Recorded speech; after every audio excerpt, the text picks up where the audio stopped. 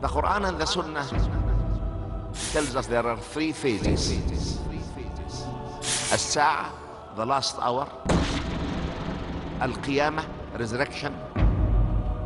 And Al-Akhirah, the day of judgment. The last hour is the few moments in the life of this universe during which everything is going to be destroyed.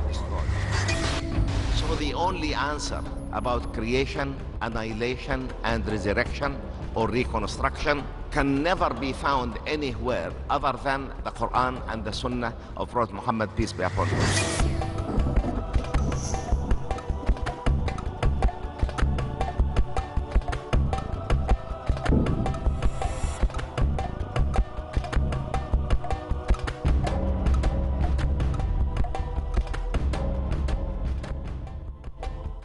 The Quran reads, إِذَا الشَّمْسُ كُوِّرَتْ. One of the basic signs of the last hour is that we will see the sun a perfect sphere because of the dying out of the intensive reactions that are taking place within the sun. And the same surah reads, وَإِذَا النُّجُومُ انْكَدَرَتْ. It's amazing for a book revealed more than 14 centuries ago to an unlettered prophet, peace be upon him. These scientific facts with that precision, unless it is the word of the Creator in its divine purity. The second phase in the dying out of any star is losing its luminosity, losing a great deal of its luminosity. The luminosity of a star is a very important function of that star.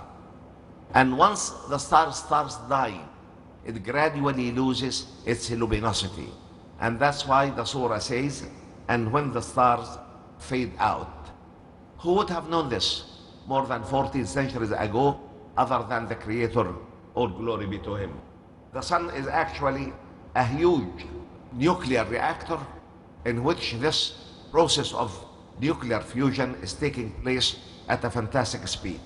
Prophet Muhammad, peace be upon him, is also quoted to have said, الشمس والقمر يكوران يوم القيامة. Both the sun and the moon will be rounded on the day of resurrection. الشمس والقمر يكوران يوم القيامة. The moon is closer to us kilometers from the earth, between 380,000 to 400,000 kilometers. And man has landed on the moon. And we know that the moon is currently a perfect sphere. Why did Prophet Muhammad, peace be upon him, say, Al-Shamsu wal-Qamaru yukawwarani yawm al-Qiyamah? We have understood from the previous verse how the sun is going to be rounded about, to be made into a perfect sphere. But what about the moon? This has been explained to us by a Quranic verse. The Quranic verse reads, وَجُمِعَ الشَّمْسُ وَالْقَمَرُ. It's really amazing for the glorious Quran to spell out a scientific fact that was only discovered a few decades ago. After landing on the moon, scientists placed on the moon a big mirror and they started measuring the distance of the moon from the earth very precisely using a laser beam. And during this study, we came to realize that the moon is drifting away from us at the rate of 3 to 4 centimeters per year. And the logic says this drifting can cause the moon to go away from the sun, and then it will be swallowed by the sun. And that's why Prophet Muhammad sallallahu alayhi wasallam said, "Ash-shamsu wal-qamaru yukawwarani yawm al-qiyamah." On the day of resurrection, we will find that both the sun and the moon have been perfectly shaped into a perfect sphere, because the sun would have swallowed the moon due to this gradual drifting, although the sun is not going to swallow the moon by this gradual drifting. The sun will swallow the moon by the divine instruction, be and it will be. Yet Allah leaves for us a sign to prove what is going to happen in the future. So this Quranic verse, وَجُمِعَ الشَّمْسُ وَالْقَمَرُ, one of the great signs of the destruction of this universe is that the sun is going to swallow the moon. Currently, the moon is drifting away from us at the rate of 3 to 4 centimeters per year, and logic would say that time will come when the sun will swallow the moon. And if the sun will lose its nuclear fusion activity and will lose its prominences, so it will become a perfect sphere, the moon will be within it, and it will also made in a perfect sphere. The third phase in the dying out of a star,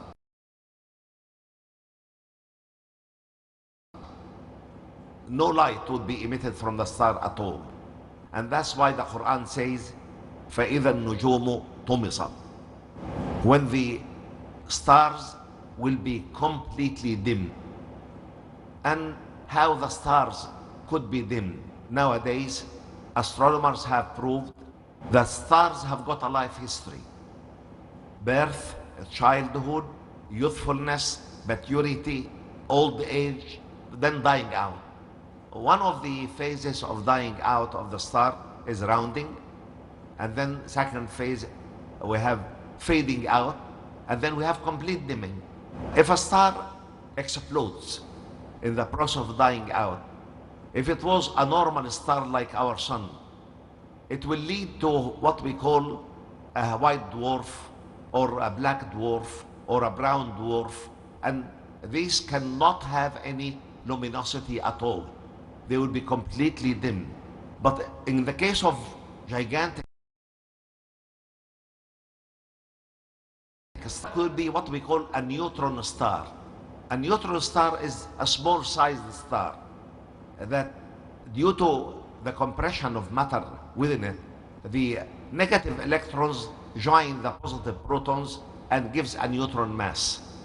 The neutron star is a small star, 18 to 20 kilometers in diameter. It revolves around its own axis with great speed, and it radiates radio waves.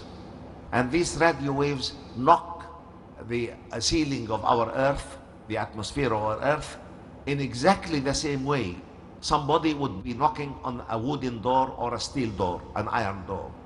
And that's why the Quran, the book that was revealed more than 14 centuries ago to an unlettered prophet in an unlettered society, would call these stars At-Tariq, the knocking star, At-Tariq.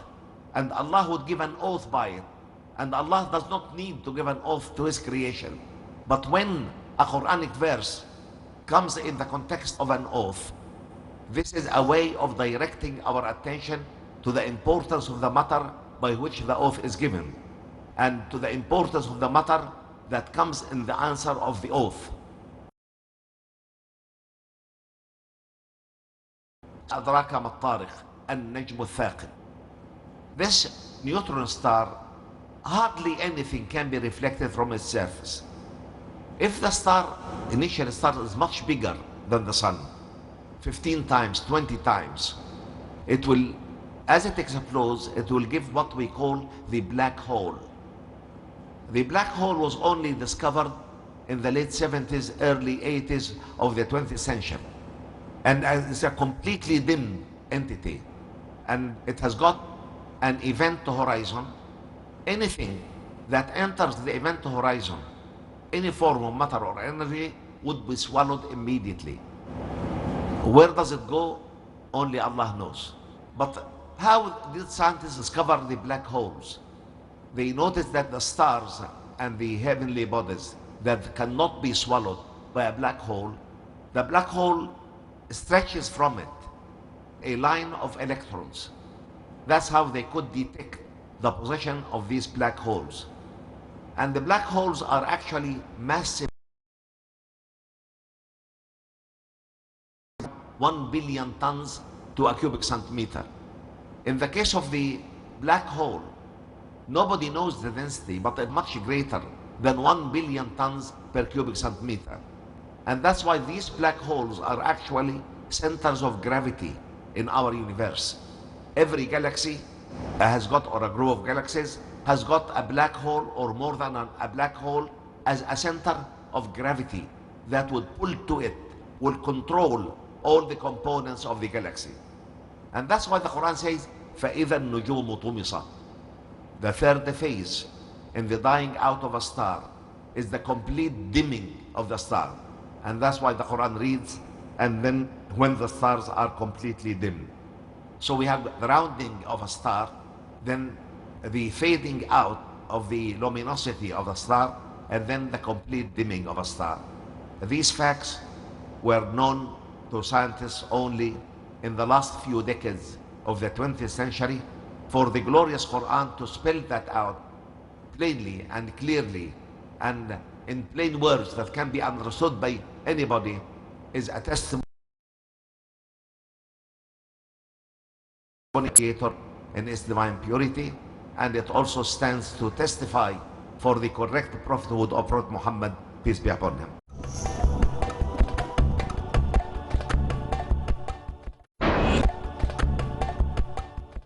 I have got a huge list of these and prophetic descriptions of the signs of the last hour, but I don't want to go too far. I'll read one or two verses of the Quran and then I'll open the floor for your questions and answers, inshallah. In Surah Al-Takwir also we read, وَإِذَا الْبِحَارُ سُجِّرَتْ. When the seas and oceans will be physically set on a blaze. And when we read in the Quran, we find Surah At-Tur, an oath by Allah subhanahu wa ta'ala, which reads, وَالْبَحْرِ الْمَسْجُورِ, and by the sea that is physically set on. Actually ask it, how could the sea be physically set on a blaze? Water and fire are incompatible. Water quenches fire and fire evaporates water. How could water and fire coexist in the same place? So they just couldn't understand the meaning of Al-Bahr al-Masjur. Some commentators tried to relate it to Surah Al-Takwir, وَإِذَا الْبِحَارُ سُجِّرَتْ. They said probably this is in Akhirah, and Akhirah has got its own laws. But Allah, all glory be to Him, has left for us in this world a fact that can testify to His great might, His great wisdom, His great power, His great knowledge. Only very recently, in the latter half of the 20th century, science went down to the bottoms of seas and oceans. And for their surprise, they noticed that all the oceans of our time, including the Arctic Ocean in the north and in the south, all oceans are actually physically placed on a red hot blaze of our earth. And these rifts are very deep. They go to depths of 65 kilometers to 150 kilometers.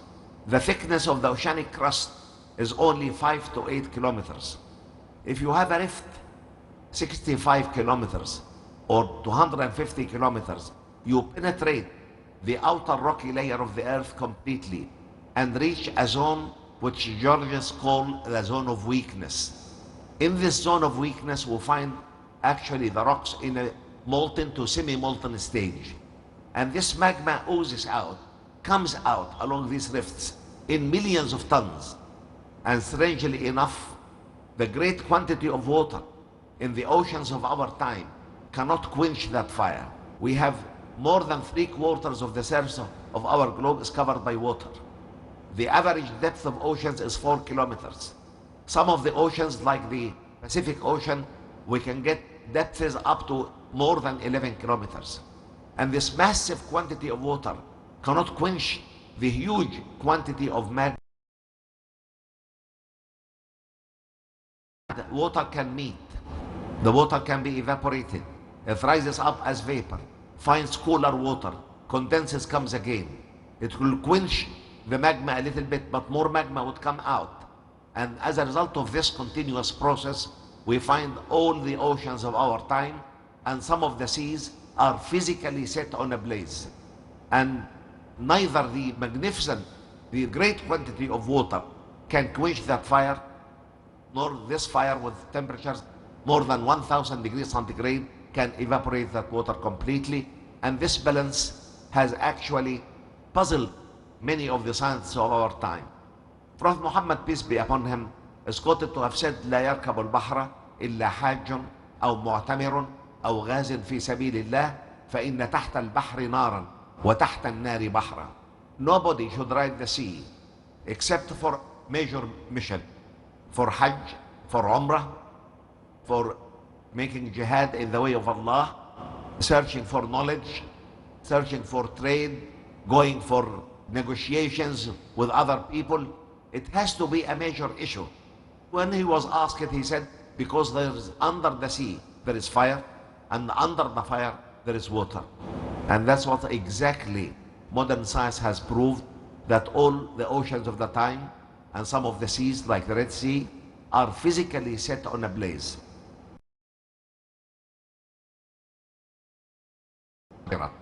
When the seas will be physically set on a blaze. This is something completely different.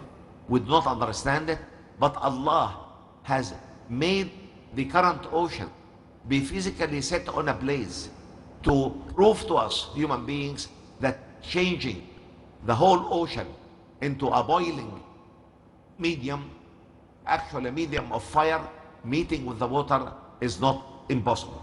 I have some documentary films about this volcanicity under the seas and oceans that can testify to what the Quran and the Sunnah had already described. I will finish with this verse, although I have a great list of them. The Quran says, فَإِذَا انشَقَّتِ السَّمَاءُ فَكَانَتْ وَرْدَةً كَالدِّهَانِ. The Quran repeatedly speaks about the splitting of the firmament, the opening of the firmament, the rupturing of the firmament. And we only heavenly bodies and the earth are interconnected with gravity. And scientists claim that there is a unit for gravity called the graviton. And these lines of gravity simulate the iron bars in a building. If you cut these iron bars across, the whole building will collapse. And that's exactly how science see the destruction of this universe. If the gravity lines that are binding these heavenly bodies and the earth were to get broken, the whole thing will collapse. And that's why the Quran says, فَإِذَا انشَقَّتِ السَّمَاءُ فَكَانَتْ وَرْدَةً كَالدِّهَانِ. And repeatedly we have the سَمَاءُ انشَقَّتْ, the سَمَاءُ انفطرت, وَفُتِحَتِ السَّمَاءُ فَكَانَتْ أَبْوَابًا. We have all these are signs of the last hour. But the most amazing thing in this last verse is that it says, فَإِذَا انشَقَّتِ السَّمَاءُ فَكَانَتْ وَرْدَةً كَالدِّهَانِ. When the firmament will be broken asunder, will be split apart, and will give the shape of many of the stars that are dying out today, before they dim completely, they give the image of an oily red rose.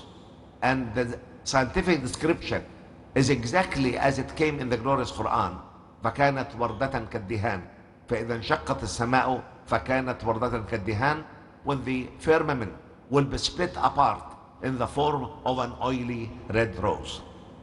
Brothers and sisters, I quoted these verses and these sayings by Prophet Muhammad, peace be upon him, to testify to every rational person that the Quran cannot be the word of man. The Quran is the divine word in its divine purity. And Prophet Muhammad, peace be upon him, was not giving these sayings out of his own memory. وَمَا يَنطِقُ عَنِ الْهَوَى إِنْ هُوَ إِلَّا وَحْيٌ يُوحَى عَلَّمَهُ شَدِيدُ الْقُوَى.